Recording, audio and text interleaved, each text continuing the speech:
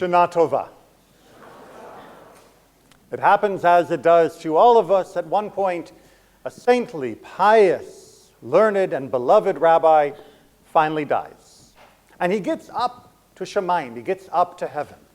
And when he gets to heaven, he is met at the gate by a lovely angel. And the angel says, "Oh, yes, Rabbi, we've been expecting you. Thank you. Please come on in." And the rabbi comes in.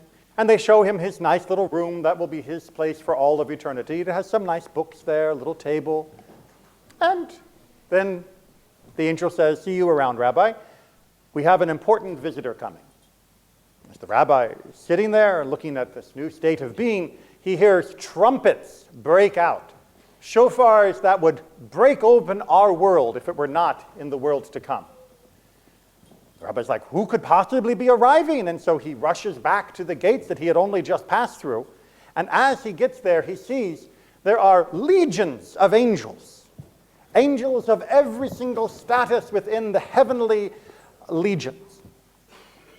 And as the angels sing out in a song that breaks the rabbi's heart, a cry so beautiful that he cannot even begin to comprehend, there comes, schlepping through the middle of the ranks of angels, another little old man. And the rabbi is pushing through the crowd, trying to see who this could be. Is this a famous rabbi? He would know him, but he doesn't recognize him. Is this perhaps some great tzaddik, a philanthropist who has saved millions of lives by his insights, by his care? Who could this be that it's receiving a welcome like this in heaven when, after all, I, the rabbi, only got one little guy who met me at the door? Who could this possible be? So he finally gets up the nerve and he whispers to one of the angels at the back, "Excuse me, holy angel, who is it that is receiving this welcome into heaven?" And the angel says, "It's Shlomo, the taxi driver." And the rabbi says, "Shlomo, the taxi driver, I've never heard of him. Was he a great tzaddik? Was he a great scholar? Or did he save someone's life in his taxi, perhaps?" He said, No, you don't understand, Rabbi. He says, "But wait, hold on, look, no offense on the judgments of heaven, but I'm a rabbi so I can kvetch, but I always understood that rabbis were near the top of the hierarchy in the eyes of God. So what's a taxi driver doing getting this welcome when I got shvach?" You see how long it takes to get used to heaven to start complaining. And the angel turns to him with a somber expression and says, "Rabbi, you don't understand.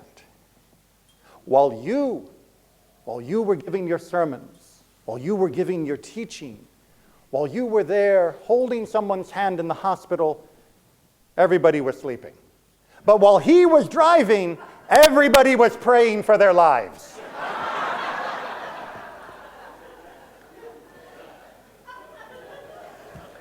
It's an oldie but goodie, yes. And if you haven't heard that before, then you have not been studying your classics. And thank God you didn't, or else the joke wouldn't have gone over so well. But there's a certain realism there, I think, which is why we're chuckling. That perhaps in that moment of panic, when you are in the back seat of an out-of-control taxi, or at least one that feels that way, that we find a depth to our faith and our religion that is lacking in the more quiet, sedate trips that we take in a normal day.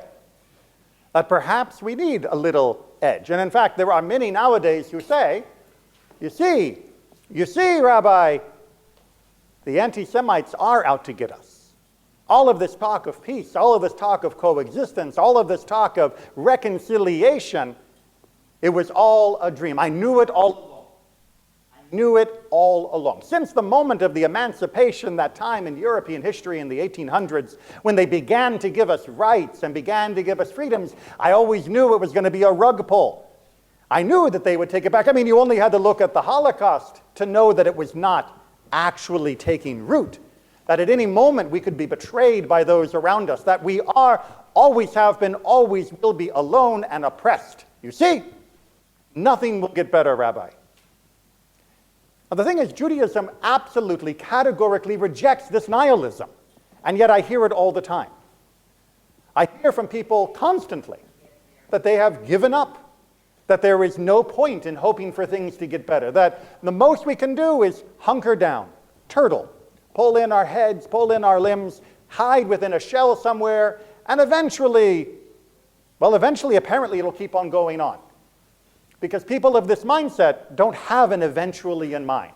Judaism does, even though Jewish people often have this attitude. Judaism says, eventually there will be redemption. Eventually there will be peace. Eventually no one will be made afraid. Each will be able to sit under his fig tree in peace and tranquility. Nation will not lift up sword against nation. These are the visions of our people for 2,000 and in some cases 3,000 years. And yet many today have the temerity to believe that all of that was nonsense. That as a matter of fact, it's just going to keep going on like this. It'll stay terrible to varying degrees. But even in the good times, no, they're probably plotting something. There behind the closed door, behind those fake smiles, know that they're sharpening a knife, getting ready to stab it in your back the moment you let your guard down. Even though Judaism has taught us from day one that that's not God's plan. That's not the way this world is designed to be. This world can be, this world ought to be, this world must become a place of peace and blessing, of joy, and of all the good things for all people. And yet more and more I hear people who take this attitude. Now, it's not that I haven't been watching the news. It's not that I haven't been keeping up with current events. I know why people have this attitude. We've been fighting a war in Israel for almost 2 years, and it wasn't exactly a picnic before October 7th. And we have had rises in anti-Semitism in this country and in other parts of the world that haven't been seen as a spike since immediately after World War II. Many of us were quite commonly raised in situations where anti-Semitism was a total part of our history, but not something we lived on a daily basis. No one at work ever said anything. No, none of our kids came home with stories of jokes or quips or bullying because of anti-Semitism. That was just something that happened to the previous generations. We were past it. And many of us were shocked to discover that not only are we not past it, but it is getting worse in many corners of the world from a whole variety of sources. Often it seems from every possible quarter, as though there was nowhere for us to stand back against a wall with allies without risking that those allies will turn on us next.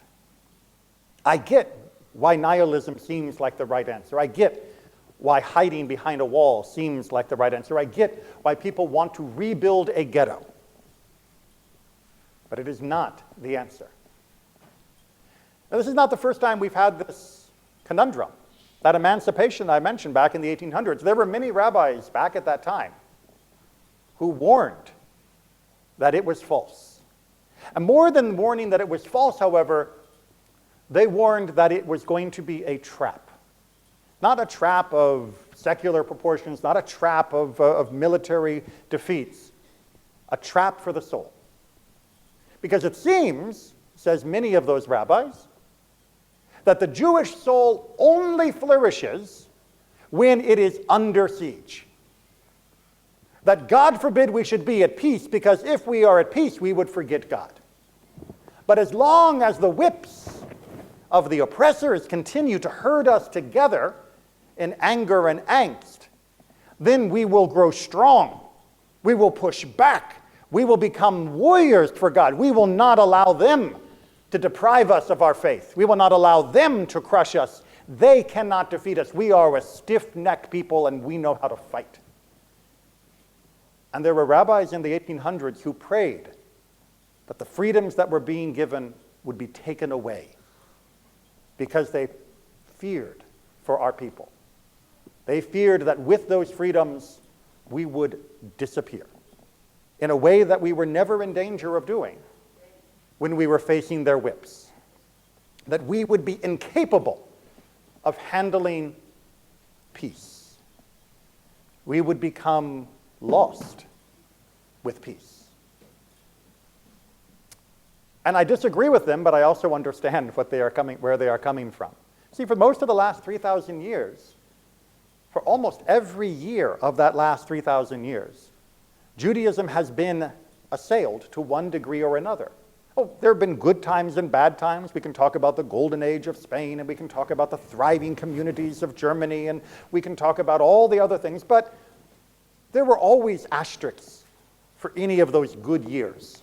It was never completely sedate and comfortable. There was always pressure from without. We were always not quite welcome. We were always, at some point, oppressed. And then, of course, it would flare up, and then it would all be repeated. And even when it wasn't flaring, we were always worried about the next flare. And so we kept a few extra kopecks, a few extra coins, maybe a few gems sewn into the hem of clothing in case we had to run. For 3,000 years, that's been our mindset. We are Jews. We know we might have to leave. We are Jews. We won't let them take our Judaism from us, but we also have to always keep in mind on where the exit doors are. That's been our mindset. And many of our sages believed in the modern world that we could not live without that mindset. I think they're wrong, but I also think they had a point. Because look at how we have lived for the last, take your pick, 50 years, 40, 30, the good years here in the United States when we've been at peace. How much has our Judaism meant to us on a daily basis? How much has our connection to God inspired us on a daily basis? How much have we sought to transform that quiet into spiritual uplift, into a yearning that could be fulfilled because we weren't dodging arrows and bullets, that we could build institutions in peace that we knew would last. And within those institutions, we would not just be creating a fortress against the outside world, but we would be creating a place that we had long dreamed of, to see that full flourishing of human potential within the confines of peace. Or did we use the peace that we have experienced in such great measure over the last 20, 30, 40 years to get comfortable? Not spiritually, not scholarly, not even necessarily with our philanthropy, but this means I can be part of the country club now. This means I can go to all the fancy restaurants now. This means I can live in the upscale neighborhoods now. I have finally made it. I have made the purpose of my life fulfilled. This is what peace has to offer. Just comfort and pleasure, but nothing more. Did we fight in order that we would survive just for that? Was this the purpose? Just to be at rest with nothing more? Well, I don't think that was our purpose, and I don't think that is what it is. But there is a human tendency to know what to do when someone is challenging you, to know what to do when you are under threat. If I reach over and I grab that machzor out of your hand, you're going to pull back on it, just out of instinct. You can't take this, this is mine. But if I leave you alone, would you open it? Would you read it? Would you study it? Would you allow it to impact your soul? Or will you only defend it when it's in danger? This is not just a Jewish problem. Many people within our country as a whole are, to be euphemistic, acting out because they want to be a warrior. They want to be a fighter. They want to know which direction they are marching and who they are fighting, and they want to know exactly where to point that gun. Because they think that will give them purpose. That will give them meaning, because peace has not. In the long peace since World War II, and by most measures, it has been a long peace compared to world history prior. So many people have lost their way because they don't know what they're supposed to do with themselves. And so they have looked. They have turned to populism, they have turned to fascism, they have turned to anti-Semitism, they have turned to conspiracy theories without number. For someone to tell them who the bad guys are that they're supposed to still fighting, because they cannot conceive of their own identity without an enemy with which to counter themselves. Without a mirror that is painted dark, so that way they can understand who they are only in opposition. And left without an opposition, they will invent one. And we are often that invented opposition, I should remind you. We are often the convenient boogeyman that those who are desperate to find an enemy will use as the target of their animosity in order to define themselves in ways that give them the illusion of power, the illusion of meaning, and most desperately, the illusion of worth, of self-worth.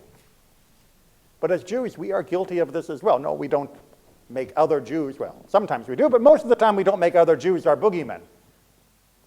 But we also jump at every shadow, the sound of a driven leaf. We continue to define ourselves by our fears. And we have squandered so many decades of peace, pursuing either pleasure or inventing enemies that we hope we can tilt against in order that we too can be called honorable knights in the defense of our faith. I'm not saying that 5786 is going to be a more peaceful year than 5785. I can pray, and I do, for us here, for Jews everywhere, for the people of Israel, and all of God's children around the world. But I can tell you that even with the world in the state that it is, we still have opportunities unheard of throughout our history. At any point, even in the time of united monarchy under King David, we enjoy more blessings than the Jews did at that point, which means we should be making more of our lives than any Jews ever in our history, and we should be using Judaism to do it. We have been given a time out from the struggles that have consumed the energy of our people for 3,000 years. We have been told it's okay, you don't have to fight so hard. And we have to make sure that we are not paralyzed by peace, that we are not apathetic by peace, and that we don't become afraid of peace as we feel our identity slipping away because we only conceive of it in opposition. The machzor you hold, the scrolls of the Torah is behind us, the songs, the melodies, the wisdom of our people, they thrive best in peace. Yes, there was an upsurge in Jewish identity and Jewish connection following October 7th, for which I was grateful and for which I was incredibly dismayed. How dare you only come out and be proud of your Judaism when it is attacked? Why can't you be this committed and pray this hard when you are at peace? Why must you define yourself only in the way that your enemies define you? Why must you only draw a line to stand up for something when someone else is threatening your life? Can you not appreciate the gifts you've been given without the threat of them being stolen from you? So, I will threaten to steal them from you. You are all warriors of Judaism. You are all fighters for Israel. And you have a job every bit as important as a frontline soldier anywhere in the world. And that is to defend your own soul against the scourge of nothingness. It is more insidious, and it is a worse threat than any other we have ever faced. It is not the Christians that will destroy us. It is not the Muslims that will destroy us. It is not the oligarchs that will destroy us. It is not a pandemic that will destroy us. It is the nothing that will destroy us. And all of you are the only defense we have. If you want to define yourself in opposition, oppose that. Fight for Judaism, for yourself, that your own soul can sing the songs of our people that have been trapped for 3,000 years. Sing. Allow the words that have inspired people hidden in the cellars with a candlelight to inspire you, because you can come out of that cellar. You do not need to hide in the shadows, and you can live your Judaism in a way that will shatter this world's apathy in all forms and show this world what it is about. You will make a bigger difference in the world by living your Judaism passionately, openly, vibrantly, than anything else you can do. It's the hardest thing to do. Because without someone telling you no, it's hard to say yes. Without someone telling you stop, it's hard to say, I want to begin. See yourself in that shape, as a warrior of Judaism. You do not need to worry about fighting the other foes of the world. Yes, those struggles will take care of themselves. But they will never take care of themselves if we don't first embrace the gift that we have been given. Like I said, the rabbis of the 1800s were afraid. They weren't sure what emancipation would bring. Some saw it as a trap, others saw it as just something that would blow over because no way our oppressors would truly allow us to be free. But one, Rabbi Raphael Samuel Hirsch, one of the greatest rabbis of our entire modern period, he saw clearly the danger.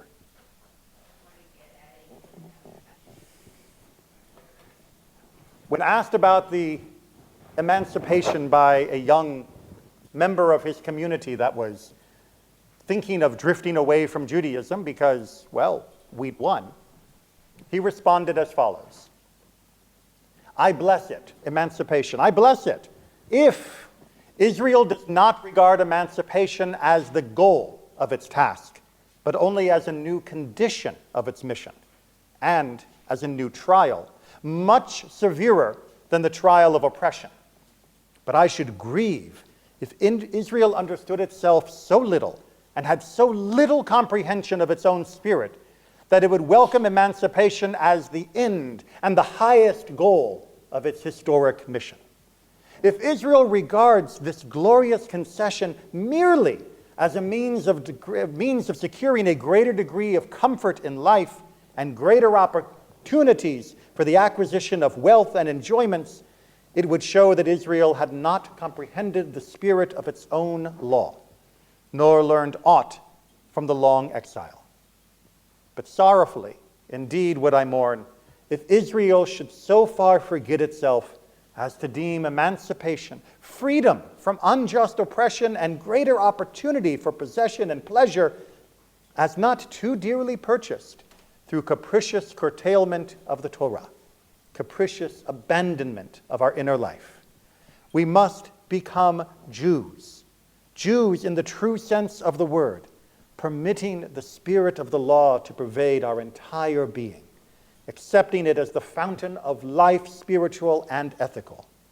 Then will the spirit of Judaism gladly welcome emancipation as affording a greater chance for the fulfillment of its task, the realization of an ideal life. That has been what it has been about since we stood at the foot of Mount Sinai. God wants our life to thrive, to flourish. We have this chance now. A new year, new starts. If you want, I'll tell you don't, so you can say you will. If you want, I'll tell you you can't, so you'll tell me that you can. But most importantly, hear the call of the millions of our people before us saying, we got you to the goal line. Carry the ball forward. Make that touchdown. That's what we've been working for. Shana Tova.